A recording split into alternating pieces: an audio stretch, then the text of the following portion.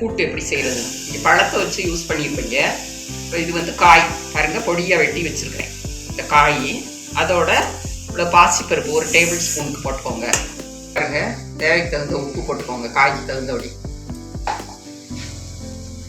கொஞ்சம் ஒரு சிட்டிகை அளவு மஞ்சத்தூள். இங்கே கூட்டு காய் எல்லாத்துக்குமே மஞ்சத்தூள் வந்து போடுறது நல்லது.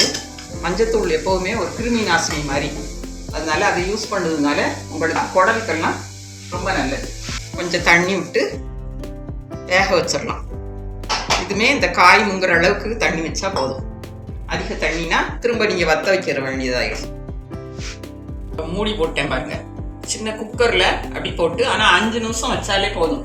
ஆவி வந்த உடனே வெயிட் போட்டுட்டு ஒரு 5 நிமிஷம் வச்சிங்கனாலே போதும். அதிக நேரம் வைக்கும்போது அந்த பருப்பு ரொம்ப குழஞ்சிரும், உங்களுக்கு கூட்டு வந்து ருசியாக தெரியாது. ஒரு 5 நிமிஷம் வச்சு அணைச்சிட்டிங்கன்னா நல்ல பக்குவமாக இருக்கும், கூட்டு ருசியாக இருக்கும். ஓப்பன் பண்ண உடனே எப்படி வெந்திருக்கு பாருங்கள், நல்லா வெந்துருக்கு. இனிமேல் இதில் தேங்காய் ஜீரகம் பூண்டு மட்டும் போட்டு காரத்துக்கு பச்சை மிளகாய் போட்டு இந்த மாதிரி வெந்தால் போதும். திரும்ப இதெல்லாம் தேங்காயெல்லாம் போடும்போது நல்லா மசிஞ்சிடும். 2 ஸ்பூன் தேங்காய் போட்டிருக்கேன். 2 பச்சை மிளகாய், 2 பச்சை மிளகாய் போட்டிருக்கேன் பாருங்க, 2 பச்சை மிளகாய். கொஞ்சம் 1/2 டீஸ்பூன் அளவு ஜீரகம்,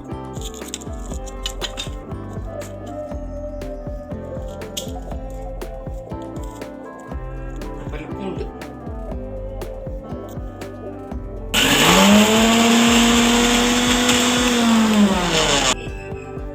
தேங்காய் இதெல்லாம் அரைச்ச விழுத இதில் போடுவேன். போட்டு ஒரு கொதிச்ச உடனே இது அப்புறம் ரொம்ப நேரம் கொதிக்க வைக்கணும்னு அவசியம் இல்லை. ரொம்ப நேரம் கொதிக்கும் போது அதோட டேஸ்ட் மாறிடும். அதனால எப்போ தேங்காய் போட்டாலும் தேங்காய் போட்ட உடனே ஒரு கொதி வந்தாலே போதும்.